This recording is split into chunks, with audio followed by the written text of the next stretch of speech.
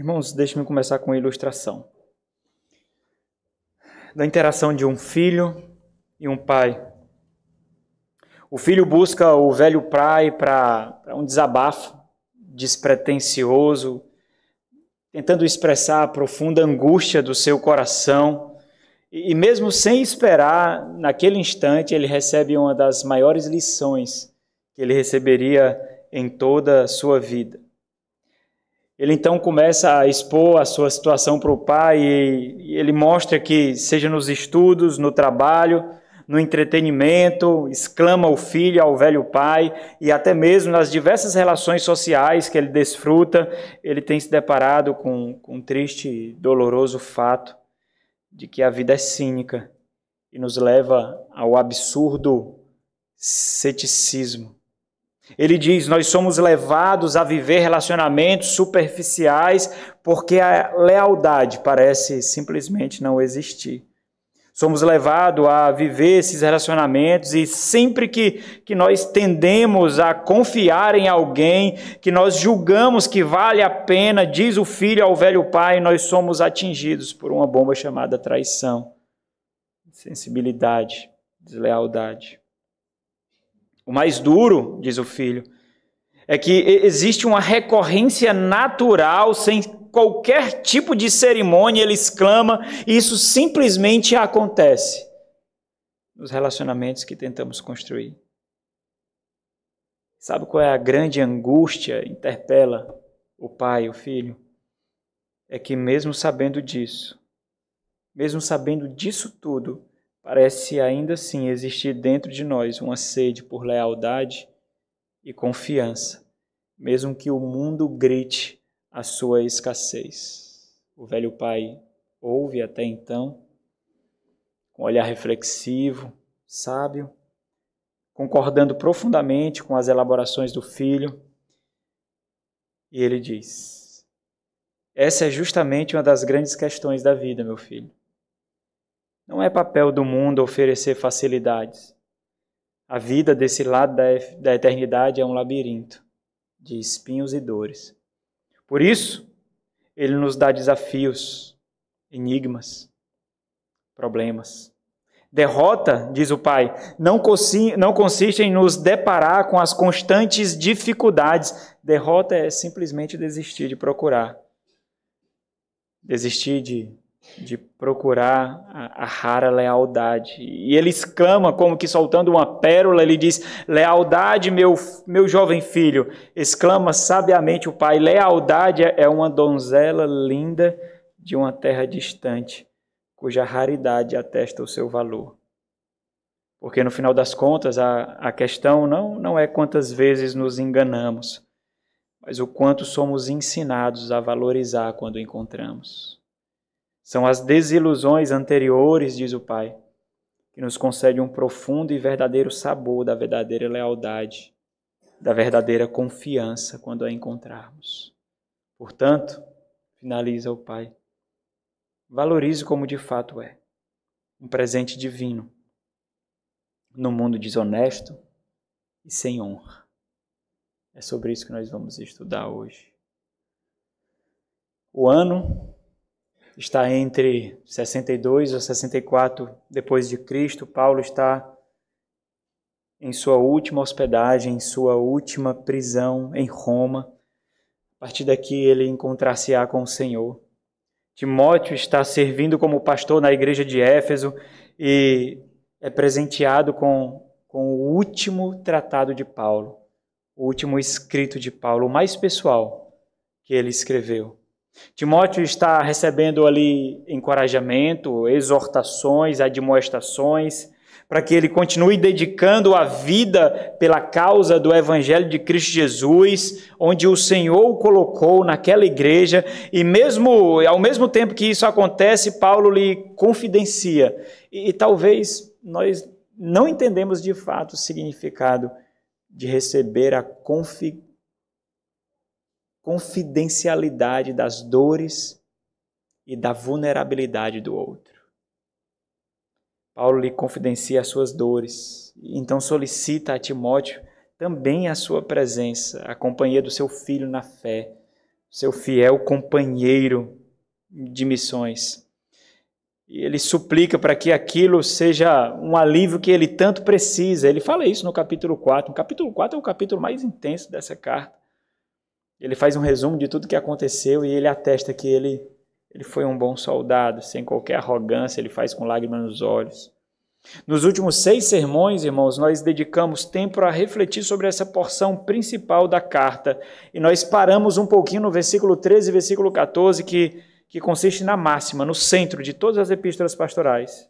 Nós observamos e nos aprofundamos nas exortações de Paulo para que Timóteo fosse fiel à causa do Evangelho e assim como ele mesmo está sendo até o oferecimento total de sua vida. O Evangelho vale a pena, diz Paulo. Contudo, Paulo ele não é romântico, muito pelo contrário. Nós somos tendenciosos a ser românticos, nós fazemos isso diante de um corpo frio no funeral, nós fazemos isso com a nossa própria vida, porque não queremos atestar a nossa insignificância, a insignificância da nossa fé, mas Paulo não é romântico. Nós vemos o romantismo através de ministérios midiáticos nesse mundo de rede social que nós vivemos, onde muitos buscam notoriedade com frases de efeitos e convicções frias e conhecimentos frios e teologia estéril. Mas Paulo, ele é realista, ele não tem tempo a perder. Ele não é um jovem imprudente e apaixonado. Paulo destaca que, embora seja esperado de Timóteo fidelidade ao seu chamado, isso terá um custo. E a partir disso, nós refletimos, em algumas ocasiões, sobre as oscilações na vida do homem de Deus. Nós refletimos sobre o fato de Paulo ser realista o suficiente para expor não somente os desafios a Timóteo, mas ensiná-lo como dedicar a sua vida como um tributo de adoração ao Senhor, e nós fomos muito ensinados ali, irmãos. Eu separei 3 lições que nós podemos tirar das instruções de Paulo. E aí, as crianças completam aí. Primeira lição. Oficiais sem convicção simplesmente não suportarão. O ministério é pesado demais. Oficiais sem convicção simplesmente não suportarão. Segunda lição. Paulo tinha plena certeza da aspiração e convicções e vocação de Timóteo. E ele sabia que as dificuldades que ele mesmo estava colocando diante dele não seria motivo para o amedrontar, mas para levá-lo ao chão, levá-lo a orar. No oficialato, essa é a terceira lição, no oficialato, profundas convicções são fundamentais, porque não é comum nós termos pessoas ao nosso redor para nos animar, para nos empurrar. Na verdade, o ministério é solitário, é sozinho. Por isso, são nossas convicções que nos conduzirão na missão, e não os empurrões de ânimo que nós tanto desejamos. Falando especificamente sobre a fidelidade do homem de Deus, Paulo desenvolve o centro dessas epístolas pastorais, no versículo 13 e 14, ali nós vimos 3 pilares dessa fidelidade. Ele teria que ser fiel na pregação, ele teria que ser fiel na devoção, ele teria que ser fiel na dependência. E mais uma vez as crianças completam. Paulo enfatiza a Timóteo que a fidelidade e intensidade do ministério que o ministério exige não depende das circunstâncias. Na verdade, são as circunstâncias adversas, internas e externas, que testificam de suas convicções e sua devoção ao Senhor. E agora Paulo gasta um tempo justamente oferecendo exemplos disso a Timóteo. Aqueles que não guardaram fielmente o bom depósito e aqueles que guardaram. É interessante porque Paulo cita mais exemplos daqueles que fraquejaram. E ele cita um exemplo daquele que não fraquejou, daquele que não se envergonhou do Evangelho. Entenda, nós nunca diremos que nos envergonhamos do Evangelho, irmãos. Nós não somos tão honestos assim. A nossa prudência não permite.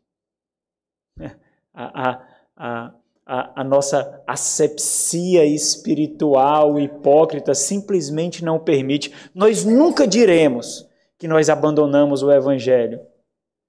Nós nunca diremos que abandonamos os homens de Deus, que o próprio Deus coloca para cuidar de nossas vidas. Nós nunca diremos isso. Nós não somos tão ousados.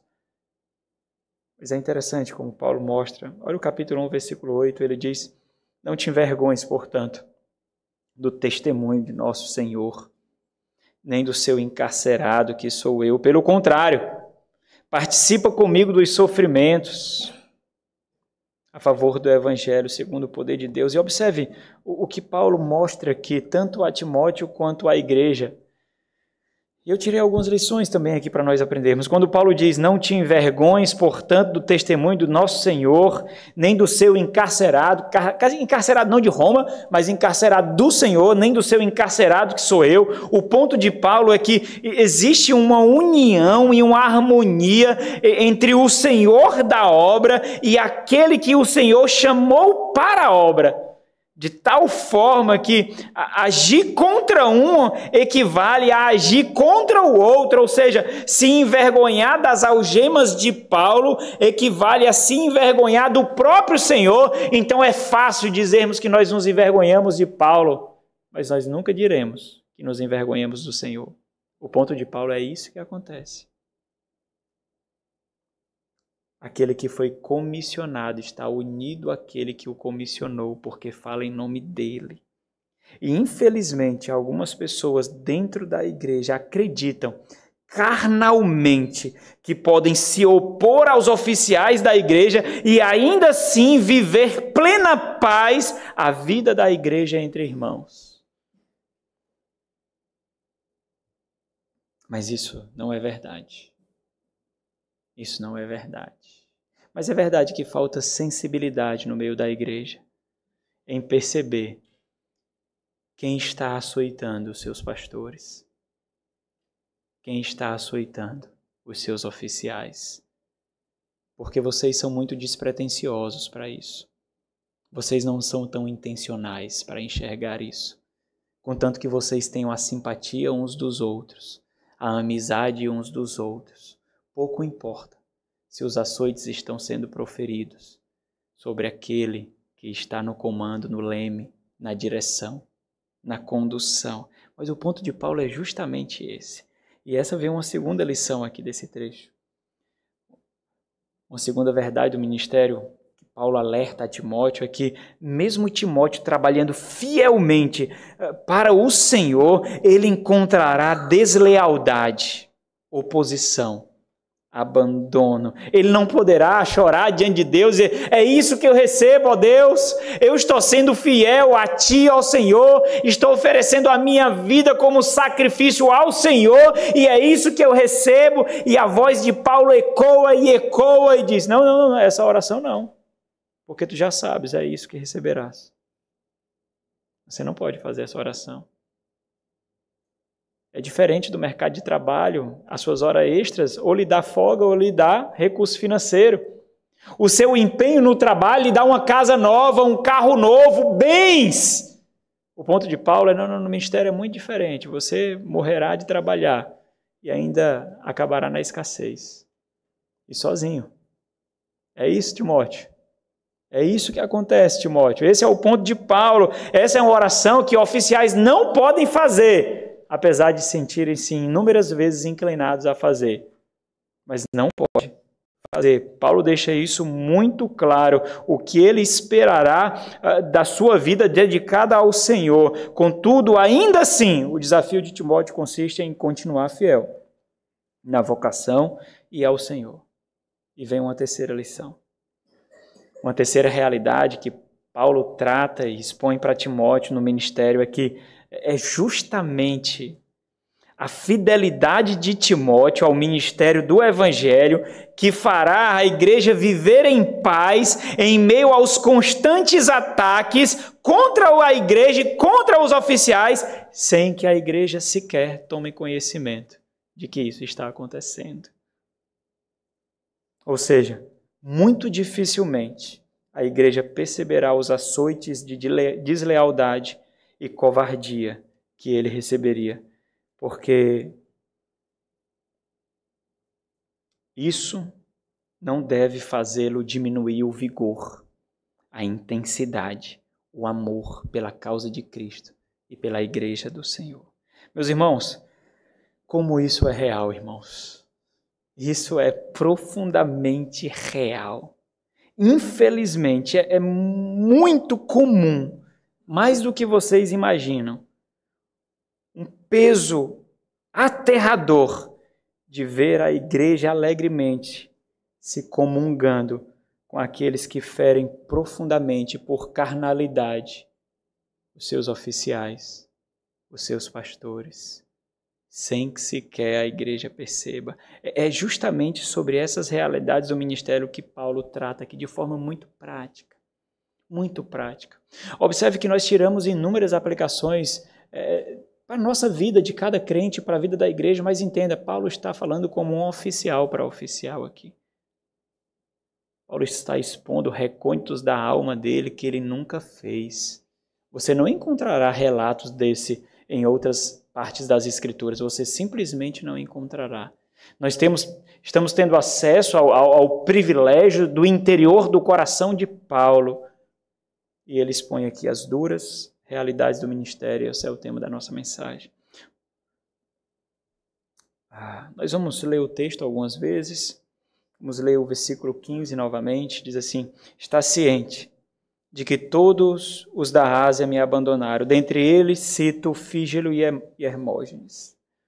Nessa porção, irmãos, antes nós irmos por os 2 pontos, são simples, deslealdade e lealdade, são 2 pontos que dividem. Versículo 15, deslealdade. Versículo 16, 17, 18, lealdade. Essas são as duras realidades. Nessa porção especificamente, Paulo dá justamente os 2 exemplos daquilo que ele acabou de proferir. Guarda o bom depósito. Alguns não guardaram. Guarda o bom depósito, Timóteo. Essas são as duras realidades do ministério. O ministério é muito intenso, irmãos, muito intenso. As cores são mais intensas, os sons são mais intensos, as sensações, os sentimentos, as emoções, as alegrias, as lutas, os deleites, as dores, tudo é mais intenso no ministério. E isso faz com que o equilíbrio seja uma luta intensa também, que existe atenção constante. E em relação aos relacionamentos, muitas e muitas vezes nós somos sim levados à beira do ceticismo. Muitas vezes. Dentre os inúmeros desafios do ministério, bom, pelo menos pessoalmente falando, a confiança pode ser destacada, ou a dificuldade de confiar pode ser destacada. No ministério, não confiar não é uma opção. Na verdade, é uma obrigação exigida pelo próprio ministério confiar, apesar das frustrações constantes. Observe o tom utilizado por Paulo aqui. Observa a dor da deslealdade daqueles que ele esperava confiança, compromisso, cumplicidade, lealdade. E o quanto ele louva a Deus por ter encontrado a raridade da lealdade, da confiança, da cumplicidade, do amor de alguém. Observem o que Paulo está mostrando a Timóteo aqui. Existem 2 realidades em relação ao ministério pastoral, pelo menos nessa porção, seja por parte daqueles que exercem o ministério ou por parte daqueles que estão sendo servidos pelo ministério. E a ordem de Paulo é muito interessante, porque primeiro ele destaca a deslealdade, para depois então falar da lealdade. É como se Paulo estivesse exclamando assim, Timóteo, ele diz, né, estás ciente, é como se Paulo estivesse dizendo, Timóteo, você conhece exemplos daquilo que eu acabei de dizer. Lembra, ele falou sobre fidelidade, sobre o fato de que Timóteo deveria ser fiel, guardando o bom depósito, e agora ele oferece exemplos disso, e quando ele diz, estás ciente, ele está dizendo, exclamando, Timóteo, você conhece exemplos, tanto de covardia quanto de coragem. Observe também que Uma forte e simples aplicação muito natural surge das afirmações de Paulo aqui, muito simples. Se existem duas realidades e essas realidades tocam as pessoas que estão em volta do Evangelho, qual é a sua realidade? Você está do lado de Fígelo e Hermógenes ou de Onesíforo? Qual é a sua realidade? Se existem essas pessoas dentro da igreja, ao redor do Evangelho, qual é a sua realidade? Eu digo, não a realidade que você demonstra na frente de todos,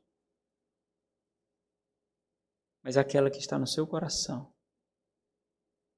Qual é?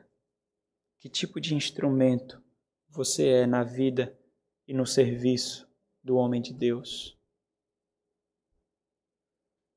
Paulo chama primeiramente a atenção para o aspecto negativo dessa realidade ministerial, a deslealdade. E sem sombra de dúvidas nós vamos gastar mais tempo aqui, embora seja apenas um versículo.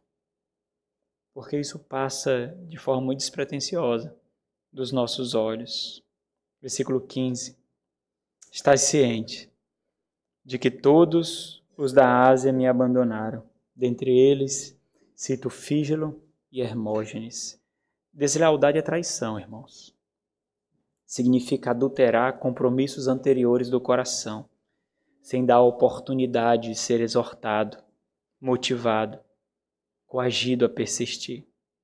E o peso e a dor e a ferida causados pela deslealdade é porque não existe desconfiança ou expectativa de infidelidade. É por isso que é deslealdade. Você esperava o quê? Lealdade. Na verdade, é o oposto. A expectativa, na verdade, é o contrário. A confiança, a fidelidade, a honestidade, a consideração, a cumplicidade são presumidos no relacionamento, mesmo que esse não seja o retorno.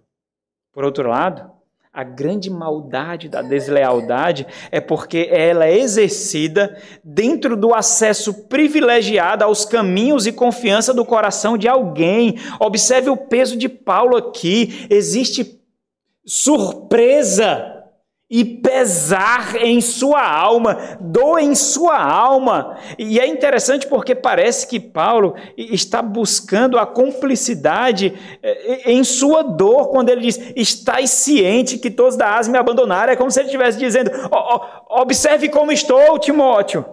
Vejas, Timóteo, tu sabes, veja, todos me deixaram. Todos me deixaram. E é claro que Paulo usa uma linguagem de exagero aqui, mas essa linguagem de exagero é intencional. Quando Paulo afirma, todos me abandonaram, todos da Ásia me abandonaram, é óbvio que todos não abandonaram, Onesíforo não abandonou, Timóteo não abandonou, mas essa linguagem é intencional para que justamente Timóteo e a própria igreja, que posteriormente nós hoje aqui, quando tivéssemos acesso a essa carta, percebêssemos a gravidade e a extensão da falta de lealdade para com esse homem e daqueles que assim exercem. Capítulo 4 é o capítulo ainda mais intenso. No versículo 10 do capítulo 4, ele diz, porque Demas, tendo amado o presente século, Demas não me amou, não amou o evangelho, não amou a igreja, mas ele amou o presente século e se foi. Versículo 16 do capítulo 4, ele diz, na minha primeira defesa. Observa o choro da alma de Paulo aqui, irmãos. Ninguém foi ao meu favor, antes todos me abandonaram, que isso não lhe seja posto em conta. Então entendam aqui. Nós sabemos que essa vulnerabilidade não é comum da parte de Paulo. Você não é esse Paulo que você vê nas epístolas pastorais, não é esse Paulo que você vê sob a pena de Lucas em Atos dos Apóstolos, não é esse Paulo. Aqui nós vemos um Paulo cuja vulnerabilidade é uma demonstração de confiança e de afeto para com seu filho na fé, para com aquele que ele confia. Não é comum vulnerabilidade da parte de Paulo, mas entenda, não é para os seus inimigos que ele escreve. para os seus inimigos, tendo acesso a essa carta, isso poderia significar fraqueza, poderia dar a ele um gostinho da vitória, uma brecha para que eles fossem mais intensos aos ataques. Mas Paulo não está escrevendo para inimigos aqui. E entre amigos, a vulnerabilidade é um presente. Nós não precisamos de máscaras. Paulo escreve para amigos. Vulnerabilidade, irmãos, é uma moeda de valor para amigos. É a demonstração de confiança. É a doação da sinceridade sem reservas, como um tributo de confiança e amor com quem vocês se relacionam. Sabe como isso é difícil nos nossos dias? Isso é difícil nos nossos dias. Nós não desenvolvemos relacionamentos assim. Na verdade, lembra da ilustração? Nós nos acostumamos com relacionamentos superficiais. Nós nos acostumamos com a falta de lealdade, com a hipocrisia, com eu vou e não vou, com está bom e não está, com tudo bem, mas não está. Nós simplesmente nos acostumamos. Nós encontramos poucos trechos pessoais escritos por Paulo, como esses. Na verdade, como esse, nós só encontramos aqui. Esses que eu citei, eles são raros, eles só estão aqui. Um comentarista faz um diagnóstico dos escritos de Paulo e dessa confissão dele. Ele diz o seguinte: no que parece ser um estado de depressão, Paulo sente que toda a Ásia o abandonou e que ele está enfrentando sozinho o julgamento e a morte certa. E isso enfatiza ainda mais o fato de que, diferente dos demais, aqueles outros aprisionamentos, esse aprisionamento foi o mais severo, o mais duro. E é interessante porque, além da severidade da prisão, os maiores e mais dolorosos açoites são justamente daqueles que abandonaram ele. São justamente daqueles que ele esperava confiança. E para o espanto de Paulo, talvez até mesmo do próprio Timóteo, naquele momento, os seus chacais não eram apenas os romanos, mas justamente aqueles que ele tributava confiança. Sem dúvida, esses são os golpes desferidos mais dolorosos. Dentre eles, ele cita, está Fígelon e Hermógenes. E apesar, irmãos, de serem... Paulo não costuma mencionar nomes, ele não costuma dar nomes às pessoas. E apesar desses personagens serem desconhecidos, na verdade, eles só são citados aqui. Nós só temos acesso a ele nesse escrito. A menção de Paulo aqui pode indicar que Paulo realmente esperava contar com eles. É como se Paulo estivesse dizendo: Timóteo, lembra de Fígelon? Lembra de Hermógenes? Pois eles também, eles me deixaram, eles me abandonaram.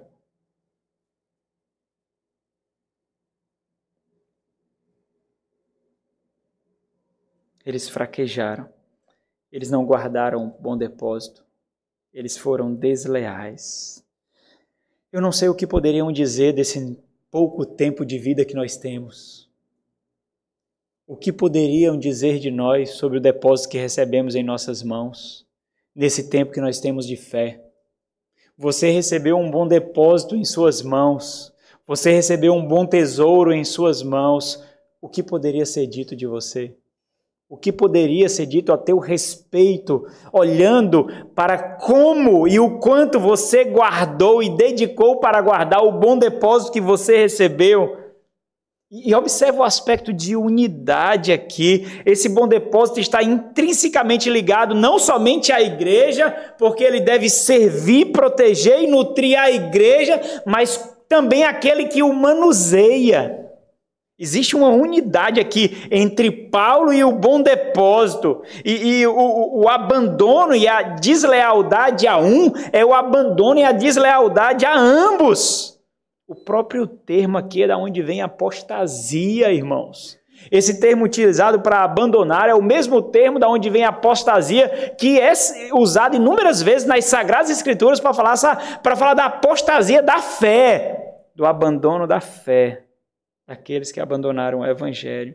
E existe um detalhe muito interessante, irmãos, aqui, que talvez passe muito desapercebido das nossas reflexões aqui. E nós não podemos deixar passar.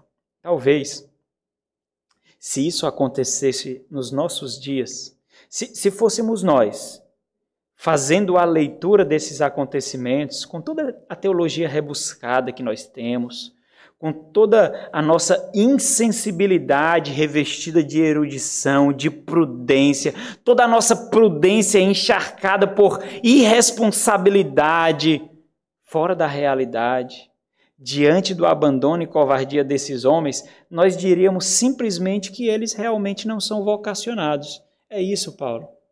É porque eles não são vocacionados. Nós diríamos isso com muita facilidade, nós seríamos meio que deterministas aqui. Talvez nós faríamos isso para consolar a Paulo. Nós diríamos assim para Paulo: é isso mesmo, Paulo. Desgraçado é o homem que confia no outro, Paulo. É isso mesmo, Paulo. Deus está no controle de tudo. Isso acontece porque eles não eram realmente vocacionados, Paulo. Eles foram revelados. Nós falaríamos isso. Eu não tenho dúvida que nós falaríamos isso. Mas não é assim que Paulo faz. E isso nos instrui muito. Porque Paulo não bota o peso da conta em Deus. Paulo bota o peso da conta neles. É isso que Paulo faz aqui. Paulo coloca a carga da culpa neles. Eles foram os covardes. Eles foram os perversos. Eles foram os maldosos. Paulo não coloca esse peso no fato de que Deus determina todas as coisas. Eles recebem a prerrogativa da frouxidão, da deslealdade, do abandono e da covardia. Eles recebem. Observa, para a gente entender a profundidade do que Paulo está ensinando aqui, a gente precisa olhar para o quadro mais geral aqui, o quadro mais amplo. Coloca maior peso às exortações. Paulo, observa, Paulo geme aqui, é óbvio. Mas ele está preocupado com a obra do Evangelho. A obra do Evangelho precisa de pessoas que estão dispostas a se desgastar por ela, irmãos. Vocês deveriam saber disso. Quanta instrumentalidade já foi dedicada a vocês para as suas vidas, para os seus casamentos, para as suas edificações. O desconforto é o modo comum de viver do homem de Deus. Desconforto. Cansaço é o normal, descanso é uma iguaria. É uma iguaria, descanso. Satisfação com bens, isso passa muito longe, muito longe. Vocês precisam saber disso, vocês precisam entender isso muito bem. O desgaste é algo natural daqueles que servem o Senhor. Olha, é isso que Paulo está preocupado com isso. Eu guardo para um depósito, eu estou morrendo e não posso mais guardar. A minha vida será tomada de mim, eu não posso mais continuar, mas o bom depósito não pode ser enterrado, guarda o bom depósito. O bom depósito não pode ficar na mão de pessoas frouxas, fracas. Não pode. O Evangelho não pode parar em sua obra. Aqueles que Paulo esperava que fossem instrumentos do avanço do Evangelho escolheram seus próprios interesses, seu próprio conforto, a sua própria paz. Eles foram desleais. Timóteo não poderia fazer isso. Esse é o ponto de Paulo. Esse é o grande ponto de Paulo. Tu não, Timóteo. Tu não, Timóteo. Guarda o bom depósito. Não se junte, não engrosse a fileira desses. O fato de Paulo colocar esse exemplo factual, Paulo não está contando uma ilustração, Paulo está dando um exemplo factual aqui, em primeiro lugar, mostra essa dura realidade do ministério que também açoitaria Timóteo, inevitavelmente, e mostra somente o estado atual da sua alma, de Paulo, de profunda dor, mas também o fato de que essa seria a realidade de Timóteo. Ele constantemente encararia o fato de que, mesmo mantendo a fidelidade, ele iria se deparar com aqueles que iam tributar a ele infidelidade, por tributar o evangelho infidelidade. Agora é fácil entender como a deslealdade é uma dura realidade do ministério. Mas como que a lealdade é uma dura realidade do ministério? Talvez seja difícil entender isso. É tranquilo compreender que a deslealdade é uma dura realidade. Mas por que a lealdade é uma dura realidade também? Versículo 16 a 18. Paulo diz assim, ó, conceda o Senhor misericórdia à casa de Onesíforo. Olha como é interessante, irmãos. Por que ele não diz somente a Onesíforo? Olha como nós somos instrumentos de bênção para os nossos irmãos. Olha, através da fidelidade de Onesíforo, da lealdade, da cumplicidade e honestidade, as bênçãos são rogadas para a casa dele. Casa dele. E pode ser o contrário também. Pode ser o contrário também. Conceda o Senhor misericórdia à casa de Onesíforo, porque muitas vezes me deu ânimo e nunca se envergonhou das minhas algemas. Antes, pelo contrário, tendo ele chegado a Roma, me procurou solicitamente até me encontrar. O Senhor lhe conceda naquele dia achar misericórdia da parte do Senhor, e tu sabes, melhor do que eu, quantos serviços me prestou ele em Éfeso. E é óbvio, irmãos, que lealdade é um dom de Deus no mundo egoísta, no mundo desonesto, no mundo corrupto. Mas é justamente isso que faz da lealdade uma dura realidade do ministério, a sua escassez. Nós somos levados constantemente a simplesmente duvidar de que isso é possível, não acreditar. Nós somos machucados pelo açoite da infidelidade, da traição, do abandono. Entenda, Paulo está falando do abandono consumado aqui, mas inúmeras vezes Paulo foi abandonado sem ter essa característica de consumação, porque ele continuou vivendo e continuou lutando no ministério. E como já foi afirmado aqui, não confiar não é uma opção para o ministério, porque é preciso conduzir uma igreja em unidade. A igreja é formada por pessoas, não somente por uma pessoa, por duas pessoas. É preciso formar uma liderança harmônica, é preciso desenvolver relacionamentos próximos, íntimos, auxiliadores. Portanto, confiança não é uma opção. Ou seja, por mais que haja frustrações, decepções, desapontamentos, desilusões, ainda assim, não somente os oficiais, mas cada membro da igreja é chamado constantemente à vulnerabilidade. Nós somos chamados a dar o benefício da dúvida e confiar, mesmo que constantemente nós recebamos açoites. E talvez por chegarmos ao ceticismo com muita facilidade, nós condenamos igrejas. Não é assim? Quantas vezes nós escutamos as pessoas falando das igrejas, dizendo a igreja é um mar de hipocrisia, é um mar de falsidade. As pessoas fingem ser o que não são, querem demonstrar que são algo, mas na verdade não são. São pessoas doentes que se lambuzam em sua enfermidade. Só há falsidade. Quantas e quantas vezes essas pessoas atestam, e é possível compreender. É muito possível compreender.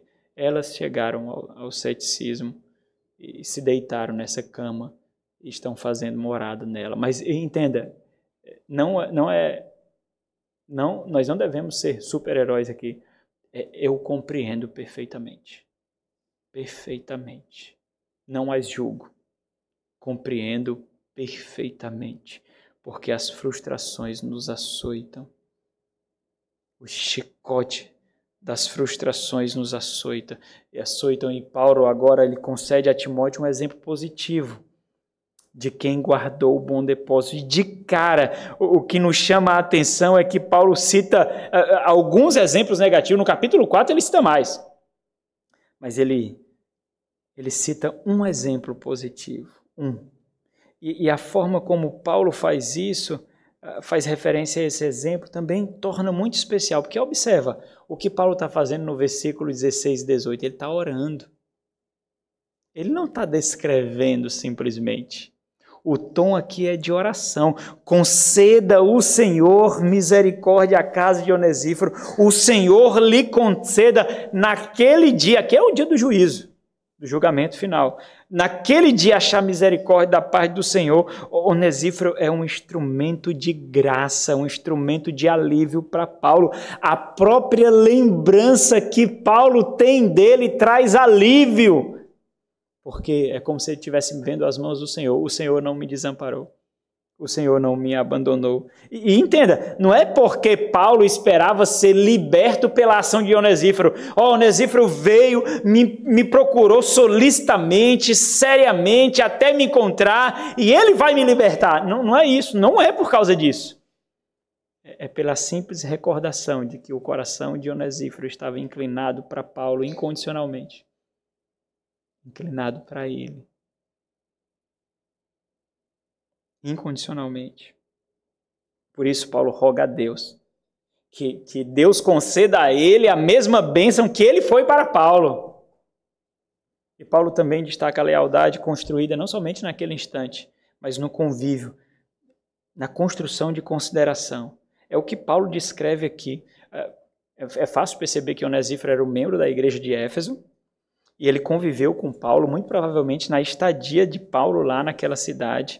E quando ele diz, tu sabes melhor do que eu quanto serviço me prestou ele em Éfeso, isso mostra também a sinceridade, a constância dessa lealdade.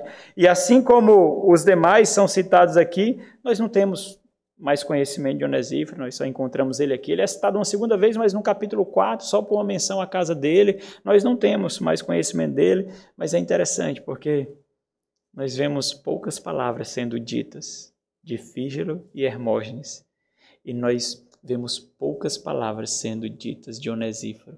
Mas essas poucas palavras descrevem a completa identidade deles. Quais palavras poderiam ser ditas sobre você em relação ao homem de Deus, à igreja e ao evangelho? Olha, você é uma pessoa muito estudiosa. Fulano, estudiosa, trabalhadora, trabalhador, de família, honesta, educada, culta, tranquila, pessoa tranquila. Você acha realmente que isso é bom? Você acha que essa descrição lhe satisfaz?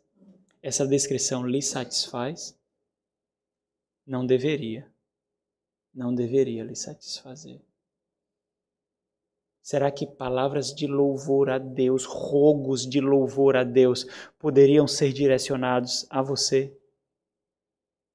Conceda ao Senhor misericórdia e graça à casa de... Será que poderia, irmãos?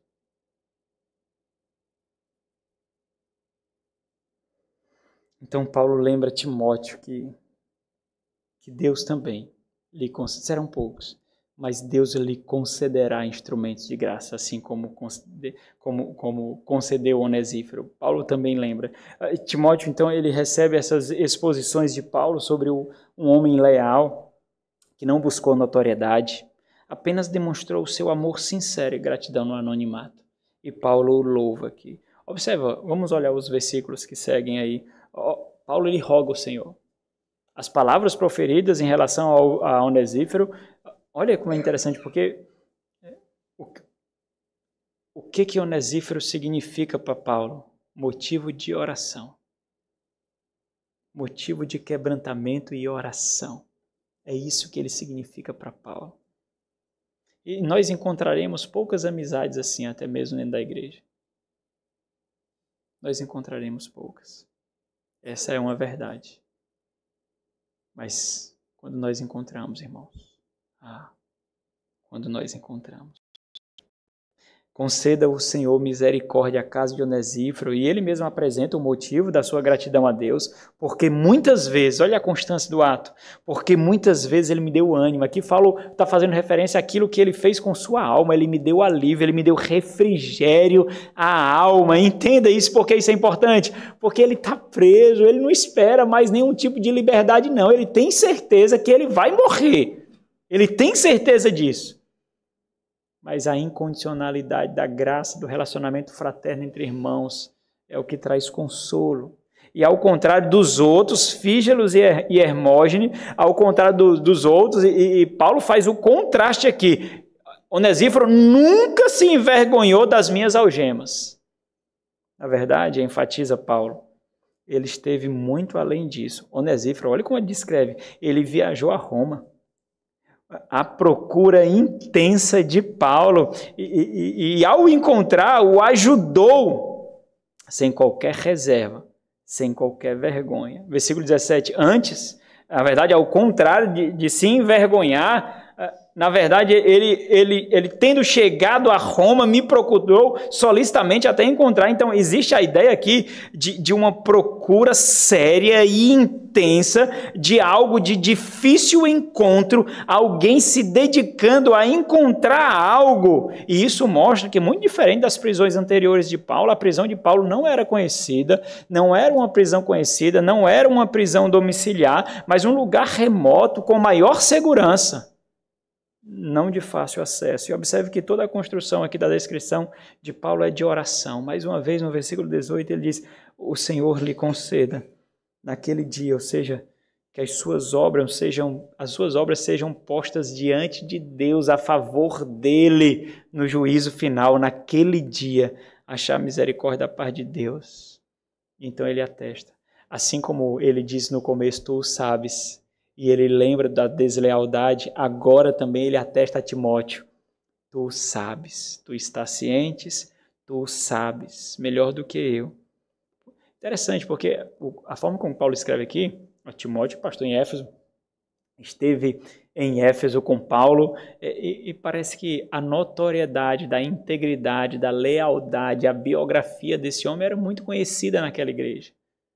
Ele é destacado por sua integridade, lealdade, consideração ao Evangelho. E tu sabes melhor do que eu quanto serviço me prestou ele em Éfeso. E existe a diferença absurda aqui no tom das descrições. Se você leia somente o versículo 15, observa o pesar, observa a dor.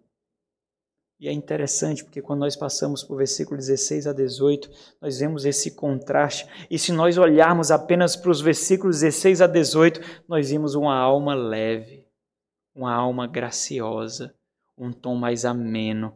Nós vemos paz. Por alguns instantes nós podemos até esquecer que Paulo está preso aqui, que Paulo está sofrendo aqui. Agora entenda, é justamente isso que esses dois tipos de relacionamento causam em nossas almas. É isso.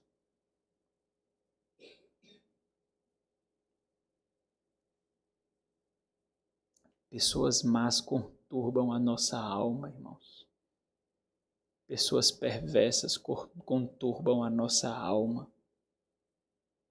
Deixa amargo o nosso espírito. O dissabor de estar perto de pessoas com quem nós não podemos confiar, nos faz viver o amargor desse mundo caído.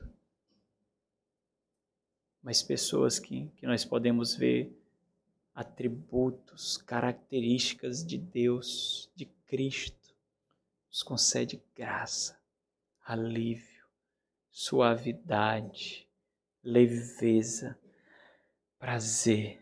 Entenda, é muito difícil esperar a mansidão de um cachorro que vive sendo surrado. É muito difícil, é quase irreal esperar compaixão, paciência, misericórdia, empatia de alguém que vive sendo açoitado por ingratidão, oposição, abandono e deslealdade. Irmãos, nós não devemos nutrir um ambiente daquilo que nós mesmos não queremos receber. para nós nutrirmos um ambiente de lealdade, de confiança. Nós mesmos temos que vivenciar isso.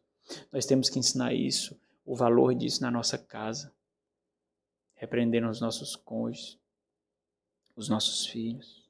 Para a gente concluir, segundo Paulo, nessa pequena porção, quais são as duras realidades do ministério pastoral? A deslealdade e a escassez da lealdade. Deixa eu fazer algumas aplicações, como eu tenho feito de costume, aos oficiais, aqueles que aspiram, a cada crente, a toda a igreja. Primeiro aos oficiais.